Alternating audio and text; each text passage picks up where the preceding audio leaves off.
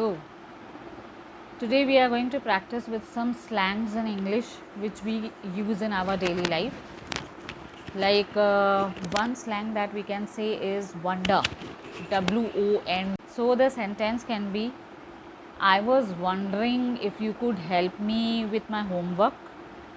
I was wondering if you could help me with my homework. इसका मतलब क्या है?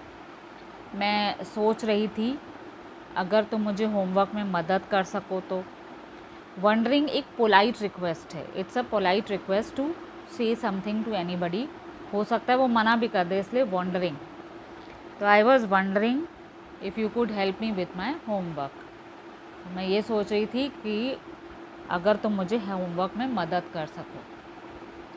और अगर कोई आपकी मदद कर देगा तो आप ये कह सकते हैं, thanks a lot, I will always be obliged to you for your help.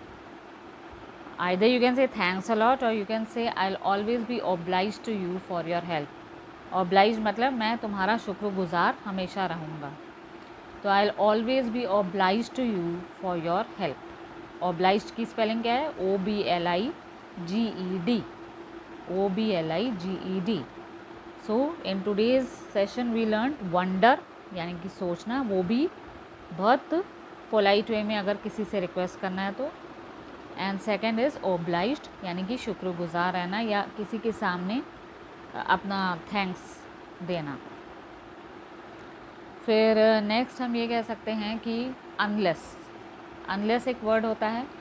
Unless का मतलब जब तक तुम ये नहीं करोगे ऐसा नहीं होगा. तो टू वर्ड्स आर देयर. एक अनलेस होता है, एक इफ़ होता है.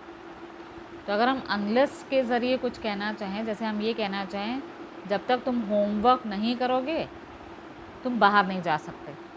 तो unless you do your homework you cannot go out.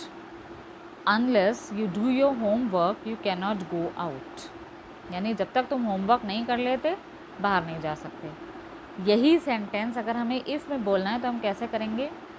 If you do not do your homework you cannot go out. If you do not do your homework you cannot go out. फ़र्क आपको नज़र आ रहा होगा. Unless you do your homework, इसमें कोई negative no not ये सब नहीं लगाया गया. तो unless you do your homework comma you cannot go out. लेकिन इफ़ में भी आप नॉट लगा सकते हैं. If you do not do your homework you cannot go out. Right. तो अनलेस के साथ हमेशा पॉजिटिव लगाइए, फिर बाद वाले में नेगेटिव लगेगा. नेक्स्ट हम ये कह सकते हैं, अगर मान लीजिए कि वेदर WHETHER ये लगाना है. WHETHER मतलब कि क्या ऐसा है. ठीक है. तो ऐसा है मतलब जैसे अगर हमें किसी की तबीयत पता करनी है तो हम ये कह सकते हैं, I just called you up to know whether you are fine or not. I just called you up to know whether you are fine or not. मैंने तुम्हें इसलिए फ़ोन किया कि पता करूं कि तुम ठीक हो कि नहीं कि तुम ठीक हो कि नहीं. तो वेदर मतलब कि तुम ठीक हो कि नहीं के लिए वेदर, कि कहीं तुम ठीक हो या नहीं, तो कहीं के लिए इंग्लिश में होता है. So I just called you up to know whether you are fine or not. Next word we can say is poke. POKE. पोक. पोक यानी किसी के मामले में अपना इंटरफियर करना. तो हम ये कह सकते हैं, do your work, don't poke your nose into my work. Do your work, don't poke your nose into my work. अपना काम करो, अपनी नाक मेरे मामले में घुसाने की ज़रूरत नहीं है. फिर नेक्स्ट हम ये कह सकते हैं, एक वर्ड है बैक बाइट. बैक बाइट यानी कि पीठ पीछे चुगली करना या बुरा बोलना. तो जो चुगली करते हैं उनको तो बैक बाइटर बोलेंगे. तो हम ये कह सकते हैं, Ramesh is a backbiter, he always tries to backbite his friends. Ramesh is a backbiter, he always tries to backbite his friends. Ramesh एक चुगलखोर है और जब भी उसके फ्रेंड्स नहीं होते तो उनके लिए कुछ ना कुछ बुरा बोलता रहता है, चुगली करता है. फिर next we can say is favour. FAVOUR, FAVOUR, favour, यानी कि क्या ऐसा कर सकते हो, रिक्वेस्ट करना। जैसे हम ये कह सकते हैं, can you do me a favour if you can by this book for me, can you do me a favour. अगर वो पूछता है येस व्हाट, तो आप ये कह सकते हैं if you can by this book for me, कि क्या आप मेरे लिए ये फेवर कर लोगे, क्या आप मेरे लिए इतना काम कर सकते हो कि मेरे लिए किताब खरीद दो, ठीक है, फेवर। फिर next we can say is the word elate, elate यानी हैप्पी होना, ELATE, इलेट। तो इलेट में हम ये कह सकते हैं, today I am so much elated when I got the news that the board exams have been cancelled. Today I am so much elated, आज मैं बहुत खुश हूँ, when I came to know that the board exams have been cancelled, जब मुझे पता चला कि बोर्ड एग्ज़ाम्स कैंसिल हो गए हैं। फिर नेक्स्ट है कंफ्यूज्ड स्टेट में जो रहना है उसको परप्लेक्स्ड भी बोलते हैं, perplexed, PERPLEXED, PERPLEXED, perplexed.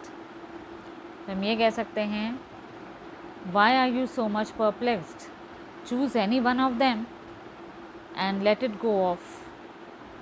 Y are you so perplexed, choose any one of them and let it go off. इतना कंफ्यूज को हो, कोई एक ही चुन लो ना और फिर जाने दो, ठीक है। नेक्स्ट वर्ड और next phrase that we can use is cut the crap. Cut the crap मतलब बेकार की बातें छोड़ो। तो we can make a sentence, cut the crap and come straight to the point. Cut the crap and come straight to the point. Next we can say is taking to the heart. Taking to the heart यानी दिल से लगाना। तो we can से don't mind him, don't take his rubbish talks to your heart, ठीक है। तो don't mind him, don't take his rubbish talks to your heart. Be happy और be elated and leave everything aside, right. So some of the slangs like we have been using, we can use more of these slangs again in our life. We'll be discussing more of them, but it's better that we learn with unless, if, wonder, whether. अच्छा, in call up I should tell you, call up means जब आप phone पे बात कर रहे हो। call in means like you can say please call in a doctor, he is not feeling well. Call in a doctor मतलब doctor को बुलाओ घर पे। तो please call in a doctor as he is not feeling well, ठीक है। तो किसी को बुलाना अगर हो तो कॉल इन, ठीक है। देन अगर हम ये भी कह सकते हैं कि ब्रेक इनटू का मतलब ही होता है किसी के घर में ज़बरदस्ती घुसना, जैसे चोरी के इरादे से। तो we can say the thief broke into his house and stole some precious jewellery. The thief broke into his house and stole some precious jewelry, ठीक है। Bring up, you already know, bring up means to पालना पोसना बच्चों को। Mothers have to work hard to bring up their children. तो bring up मतलब उनको पालने पोसने में काफ़ी ज़्यादा मेहनत लगती है मदर्स को। So there are other phrases also that we can use, but we'll discuss them in the next session. Till then, keep practicing with these phrases and these slangs in your daily life. This will help you improve your English, right? If you like it, please press the like button and subscribe to our channel. Bye bye.